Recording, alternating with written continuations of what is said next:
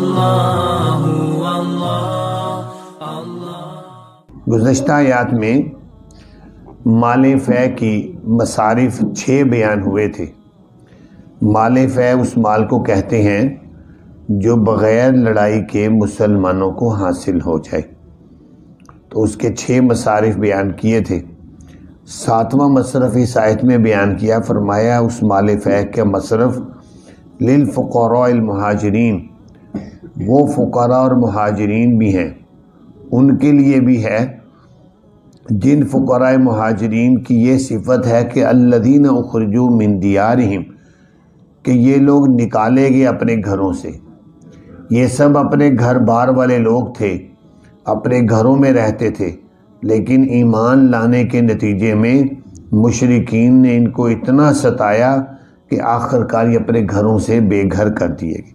وَأَمْوَالِهِمْ، اور یہ مال و دولت والے لوگ تھے، زمیندار تھے، پیسے والے تھے، لیکن صرف ایمان کی ان کو یہ قیمت چکانا پڑی کہ اپنے مال و دولت سب چھوڑ چھاڑ کر اللہ کی راہ میں قربان کر کے ایمان کی خاطر یہ مدینہ منورہ ہجرت کر گئے۔ پھر ان کی یہ صفت بھی ہے یبتغون فضلا من اللہ، یہ تلاش کرتے ہیں اللہ کا فضل، یہ چاہتے ہیں کہ ہمیں اللہ کا فضل مل جائے، ورضوانا، اور اللہ کی رضامندی ہمیں نصیب ہو جائے، یہ ہمارے لیے بہت بڑی جو ہے نعمت ہے۔ یہ ایسے اچھے لوگ ہیں۔ وینصرون اللہ ورسولہ، اور یہ ایسے مہاجرین فقراء مہاجرین ہیں کہ جو مدد کرتے ہیں اللہ اور اس کے رسول کی۔ اللہ اور اس کے رسول کی مدد کرنے کا مطلب ہے کہ اللہ کے دین کی مدد کرتے ہیں، دین پر چلتے ہیں، اس کو اپنے سینوں سے لگایا اس دین کو۔ تو اتنے صفات والے جو لوگ ہیں، فرمایا اولئک هم الصادقون، یہی لوگ سچے ہیں، اللہ ان کے بارے میں کہہ رہے ہیں یہی لوگ سچے ہیں۔ اس لیے فقہا نے مسئلہ لکھا ہے کہ تمام کے تمام صحابہ ثقہ اور عادل ہیں۔ کسی صحابی کے بارے میں غلط زبان استعمال کرنا اپنے ایمان کی بربادی ہے، کیونکہ قرآن پاک میں اللہ ان کی شہادت دے رہے ہیں کہ یہ لوگ سچے ہیں۔ یہ 7واں مصرف تھا۔ 8واں مصرف فرمایا والذین تبوؤا الدار والایمان، اور وہ لوگ جنہوں نے ٹھکانہ بنایا گھر کو، یعنی مدینہ منورہ کو، والایمان، اور ایمان کو، من قبلہم، ان مہاجرین سے پہلے، کہ انصار مدینہ۔ انصار مدینہ اللہ تعالیٰ نے جب نبی پاک صلی اللہ علیہ وسلم کو مبعوث فرمایا تو مدینہ منورہ کے اندر جو 2 بڑے قبیلے تھے، اوس اور خزرج، ان میں کچھ یہودی تھے اور کچھ عیسائی تھے، زیادہ تر مشرک تھے۔ یہ لوگ جو تھے انہوں نے نبی پاک صلی اللہ علیہ وسلم کے بارے میں حالات سنے کہ مشرکین ان کو بڑا تنگ کر رہے ہیں، ان کو ستا رہے ہیں۔ سب سے پہلے تو یہ ایمان لائے، ایمان لا کر انہوں نے نبی پاک صلی اللہ علیہ وسلم کو دعوت دی کہ اے پیارے پیغمبر، آپ مدینہ منورہ تشریف لائیں، ہم آپ کے دل و جان سے قدر کریں گے، آپ کا قدم قدم پر ساتھ دیں گے اور ہر معاملے میں آپ کے ساتھ ہوں گے، آپ مدینہ منورہ آئیں۔ بار بار دعوت دی، تو آخر نبی پاک صلی اللہ علیہ وسلم صحابہ کرام کو لے کر پھر مدینہ منورہ ہجرت کی۔ تو ان انصار مدینہ کی تعریف بھی کی اور بتایا کہ یہ لوگ مال فے کے مستحق بھی ہیں، اور وہ لوگ جنہوں نے ٹھکانہ بنایا دار سے مراد یعنی مدینہ منورہ اور ایمان، ان کو ٹھکانہ بنایا ان سے پہلے مہاجرین سے۔ یہ بھی اتنے اچھے لوگ تھے، فرمایا یحبون من ہاجر الیہم، یہ محبت کرتے ہیں ان لوگوں سے جو ہجرت کر کے آئے ان کی طرف۔ جو مہاجرین اپنے گھر بار کو چھوڑ کے مکہ معظمہ سے مدینہ منورہ ہجرت کر کے آئے، انہوں نے اپنے دروازے کھول دیے، اپنے جائیداد، اپنی زمینیں، ہر چیز میں ان کو شریک کر لیا۔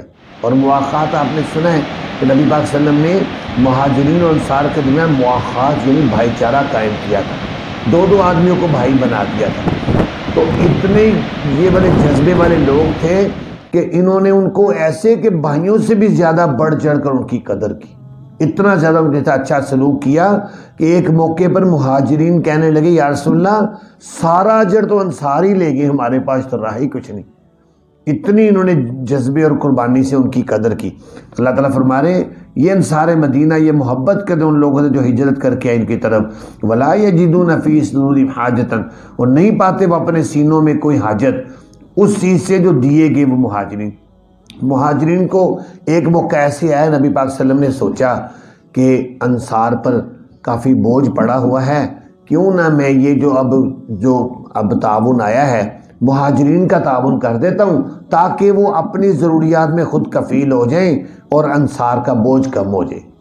تو آپ صلی اللہ علیہ وسلم نے اس حوالے سے انصار کے جو بڑے دو سردار تھے، حضرت سعد بن عبادہ اور حضرت سعد بن معاذ، ان دونوں کو بٹھا کر کہا کہ میں یہ چاہتا ہوں کہ تم لوگوں کا بوجھ ہلکا ہو جائے، تم مہاجرین کو نا کیا کہتے ہو، ان کا تعاون کر دیتے ہیں تاکہ یہ اپنی ضرورتوں کے خود کفیل ہو جائیں۔ کہ یا رسول اللہ ہم تو دل و جان سے راضی ہیں، آپ جیسے آپ کی مرضی آپ کریں، لیکن ہم بس ایک بات کہتے ہیں کہ پھر بھی ہم نے جو مہاجرین کو دیا ہے وہ واپس بھی نہیں لیں گے، آپ بھی دیں اور ہمارا دیا ہوا واپس نہیں ہوگا۔ تو اس لیے نبی پاک صلی اللہ علیہ وسلم بڑے خوش ہوئے۔ تو اللہ تعالیٰ نے پھر انصار کی تعریف میں کہا وَيُؤْثِرُونَ عَلَىٰ أَنفُسِهِمْ وَلَوْ كَانَ بِهِمْ خَصَاصَةٌ، یہ ترجیح دیتے ہیں اپنی جانوں پر دوسروں کو اگرچہ ہوں خود بھی اس کے ضرورت مند۔ یہ شان ہے ان کی کہ خود ضرورت مند بھی ہوتے ہیں، پھر دوسروں کو ترجیح دیتے ہیں کہ دوسروں کا کام ہو جائے، دوسروں کی ضرورت پوری ہو جائے۔ اور اس روایت کے پس منظر میں یہ بھی شان نزول آتا ہے کہ ایک دفعہ نبی پاک صلی اللہ علیہ وسلم نے جو ہے اعلان فرمایا کہ ایک مہمان ہے، کون ہے جو اس کی مہمانی کرے گا؟ تو ان میں انصار صحابہ میں سے ایک صحابی ہیں ابو طلحہ، سمجھے گا اندھیرے میں یہ بھی کھا رہے ہیں، لہذا وہ پیٹ بھر کے کھا لے، وہ نبی پاک صلی اللہ علیہ وسلم کا مہمان ہے، ہم چاہے بھوکے ہی رہ لیں، خیر کوئی بات نہیں۔ بچوں کو انہوں نے سلا دیا اور خود انہوں نے یہ عمل کیا۔ جب یہ عمل کیا اللہ تعالیٰ نے یہ آیات نازل کی اور فرمایا یہ اتنے عظیم الشان لوگ ہیں کہ اپنی ضرورت میں ہوتے ہوئے دوسروں کو ترجیح دیتے۔ قرآن پاک کی آیت نازل، صبح جب وہ آئے نبی پاک صلی اللہ علیہ وسلم کی مجلس میں، آپ نے فرمایا کہ تم نے رات کو کیا عمل کیا تھا؟ انہوں نے جب یہ ساری بات بتائی تو نبی پاک صلی اللہ علیہ وسلم نے ارشاد فرمایا اللہ تعالیٰ نے تمہارے بارے میں یہ آیت نازل کی ہے کہ یہ وہ لوگ ہیں یؤثرون علی، جو ترجیح دیتے ہیں اپنی جانوں پر اگرچہ خود ضرورت مند ہوں۔ وَمَن یُوقَ شُحَّ نَفْسِهِ فَأُولَٰئِکَ هُمُ الْمُفْلِحُونَ، جو شخص بھی بچایا گیا اپنے نفس کے بخل سے، بس یہی لوگ وہ کامیاب ہیں۔ اللہ تعالیٰ سے دعا ہے اللہ تعالیٰ ہمیں قرآن پاک کو سمجھنے کی توفیق عطا فرمائے۔